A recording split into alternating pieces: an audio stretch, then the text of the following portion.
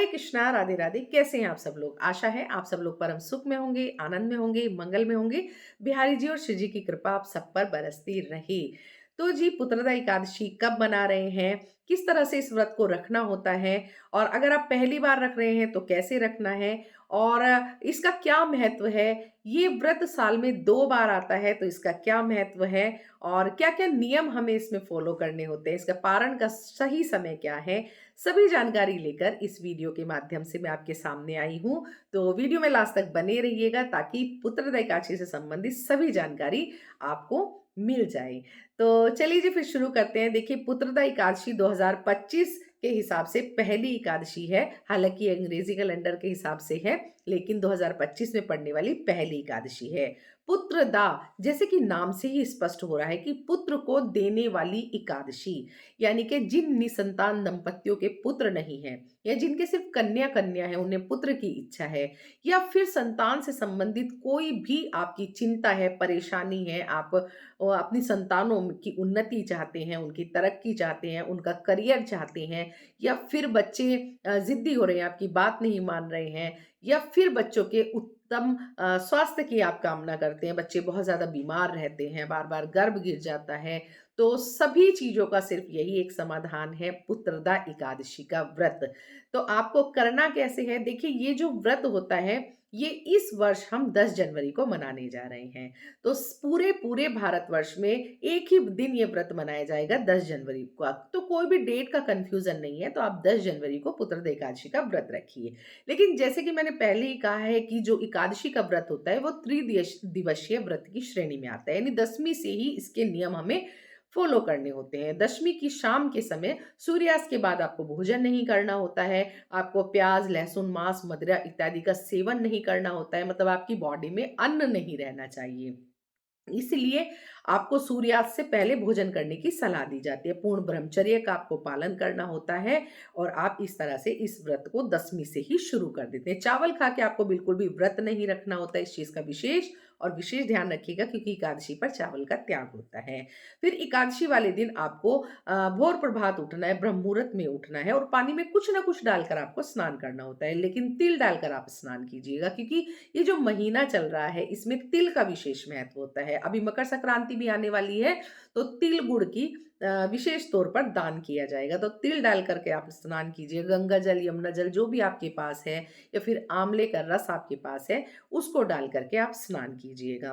पीले वस्त्र धारण करिएगा। अपने बाल गोपाल, लड्डू गोपाल को पंचामृत से स्नान कराइएगा। उनको ऊनी वस्त्र, साफ वस्त्र पहनाइएगा।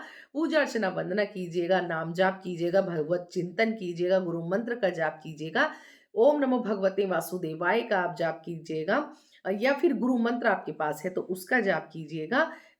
इस तरह से आपको श्री हरिनारायण के चरणों में इस व्रत को बैठ कर के सबसे पहले आपको संकल्प लेना होता है। तो अपने सीधे हाथ में थोड़ा जल लीजिएगा, और चावल से नहीं लेना है, तिल से लेना है। हाथ में तिल रख कर के, तिल नहीं है तो फिर पुष्प रखिएगा, नहीं तो 1 का सिक्का रखिएगा या लौंग का जोड़ा रखिएगा, जो भी है।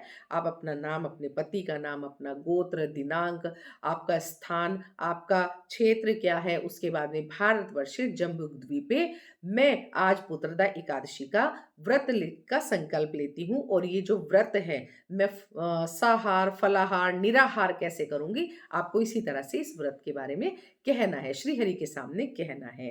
देखिए, अन्न का इसमें त्याग होता है, तो शाम को जो है ना, कुट्टू के या सिंघाड़े का या सेंधा नमक का ही खाया जाता है। तो आप फलाहार करके भी इस व्रत को कर सकते हैं, और अगर आप निर्जला करना चाहते हैं तो वो आपकी श्रद्धा और भक्ति पर निर्भर है।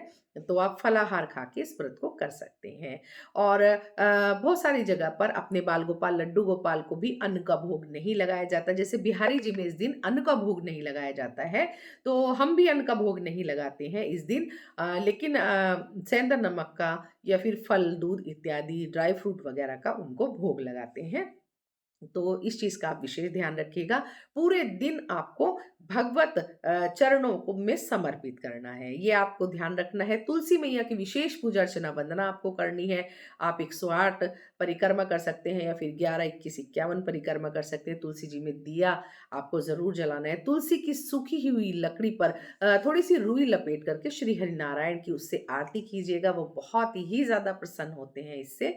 और मान लीजिए आप बार-बार ये पूछते हैं हमारे पुत्र नहीं है, हमारी संतान नहीं है तो क्या करें? तो सबको एक इस पुत्रदा एकादशी का व्रत करना चाहिए। आप संकल्प ले लीजिए श्री हरिनारायण के सामने, हे नारायण, मैं इस पुत्रदा एकादशी से लेकर अगली पुत्रदा एकादशी, यानी जो श्रावण में पुत्रदा एकादशी आएगी वो नहीं, जो अगली पुत्रदा एकादशी आएगी यानी कि पोष पुत्रदा एकादशी तक एकादशी व्रत का भक्ति भाव पूर्वक पूरे नियमों के साथ में मैं संकल्प लेती हूँ, हे श्री हरिनारायण, अगले साल की पुत्रदा एकादशी तक मेरी गोद में बाल गोपाल ज़रूर दे दीजिएगा, मेरी ये मनोकामना है। ऐसे मनोकामना बोलते हुए आपको इस व्रत को करना है। देखिएगा श्री हरिनारायण निश्चित तौर पर आपकी गोदी में अगली पुत्रदा एकादशी तक बाल गोपाल ज़रूर देंगे।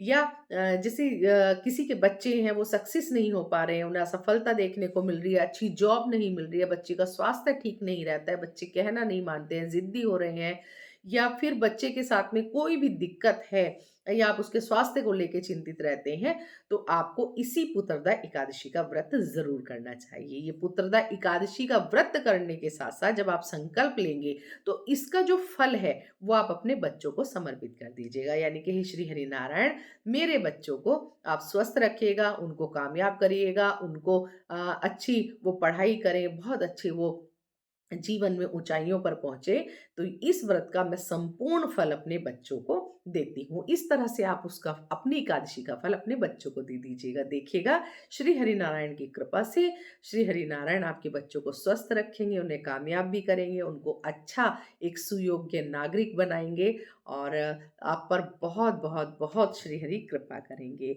लेकिन पूरे नियम और श्रद्धा भक्ति से ही आपको ये व्रत करना चाहिए। इसका द्वादशी वाले दिन पारण किया जाता है, तो पारण का जो समय है, सुबह सवा 7 बजे से लेकर के और 8 बजकर 21 मिनट तक का समय है। एकादशी के व्रत में पारण का विशेष महत्व होता है। देखिए, आपने पूरे श्रद्धा भक्ति भाव से व्रत तो रख लिया, लेकिन आपने पारण सा समय नहीं किया, यानी समय बीतने पर अगर आप पारण कर रहे हैं, तो उसका पूर्ण फल आपको प्राप्त नहीं होता है। तो कुछ भी करके, चाहे आपके बच्चे स्कूल जा रहे हैं, चाहे आपके हस्बैंड जा रहे हैं, चाहे कुछ भी जा रहे हैं, आप थोड़ा-सा जल्दी उठिएगा। आप अपने बाल गोपाल को उठाइएगा, उनको स्नान कराइएगा, उनको सुंदर वस्त्र धराइएगा, उनको आप पूजा कर लीजिएगा जल्दी से, और आप फटाफट से चावल का कोई भी चीज़ बनाइएगा, या तो आप सिंपल चावल बना दीजिए, पुलाव, खिचड़ी आप बना दीजिए, पोहा बना दीजिए, या फिर एक चिड़वा नमकीन आती है जो चावल की बनी होती है, वो आप ला कर के रखिए, उसका भोग श्री हरि को लगाइएगा। और जिस जल से आपने श्री हरि को नहलाया है, उसमें तुलसी पत्र डालकर आपको नहलाना है, और उसी से ही आपको ससमय जो एकादशी के व्रत का पारण का समय होता है, उस समय पर उस जल को हथेली में लेकर, हे प्रभु, मैंने पूर्ण श्रद्धा भक्ति भाव से ये एकादशी का व्रत संपूर्ण किया है और अब मैं इसका पारण कर रही हूँ, और इसका फल मेरे बच्चों को दीजिएगा, और आपको उस जल को ग्रहण करना है और उसी समय आपका पारण हो जाता है। उसके बाद में देखिए, अगर मान लीजिए आपको समय नहीं है, तो फिर आप अपने घर के काम निपटा लीजिए, बच्चों को भेजिए, क्योंकि पारण आपका समय से हो गया, बच्चों को भेज दीजिए, हस्बैंड को भेज दीजिए, जो भी आपको लेकिन ये नहीं करना कि आप सारे कामों में लग गए, क्योंकि अभी आपको आपके मंत्र जाप भी रहते हैं, माला जाप भी रहती है, आपने अच्छे से पूजा नहीं की। अगर आपके पास पूरा समय है, तो एक ही बार में बैठ के सारी पूजा आप खत्म कर दीजिए, और अगर नहीं हो पा रहा है, तो आप पारण समय से कर लीजिए। मैं ये कहना चाहती हूँ, पारण आपका समय से होना चाहिए। तो समय से आपने पारण कर लिया है, उसके बाद बैठ के आप बची हुई पूजा आप अपनी कर लीजिएगा। उसके बाद में आप चावल का ही कुछ न कुछ खा कर के अपने व्रत का पारण करेंगे। लेकिन बहुत सारी बार ये देखने में आता है कि आपने भई दशमी पे भी रात को प्याज़ लहसुन नहीं खाया, आपने एकादशी पर भी नहीं खाया, लेकिन पारण के समय में आपके घर में प्याज़ लहसुन का कुछ बना हुआ है, तो आपने वो खा लिया।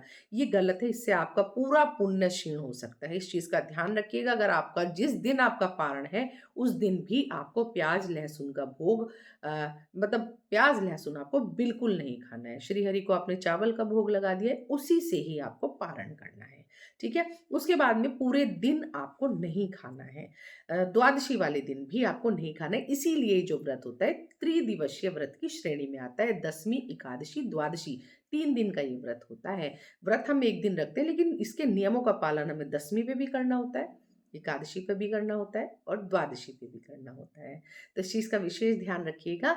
और पुत्रदा एकादशी जो होती है वो साल में 2 बार आती है। श्रावण में पुत्रदा एकादशी आती है, एक इस महीने में आती है। तो बहुत बड़ी एकादशी है ये। अपने बच्चों को इसका फल दीजिएगा। आपकी कोई भी मनोकामना है बच्चों से संबंधित, तो श्री हरिनारायण के चरणों में आप इस व्रत को अपने संकल्प लेते समय उस मनोकामना को बोलिएगा और उसका फल अपने बच्चों को दीजिएगा। तो इस तरह से आपको ये व्रत करना है।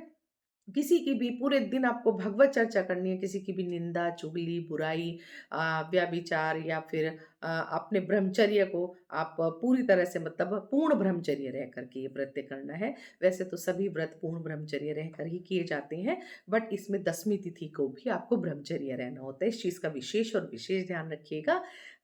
तो पुत्रदा एकादशी से संबंधित सभी जानकारी मैंने आपको देने का प्रयास किया है। अगर फिर भी कोई आपका प्रश्न है तो मुझे कमेंट बॉक्स में कमेंट करके आप पूछ सकते हैं।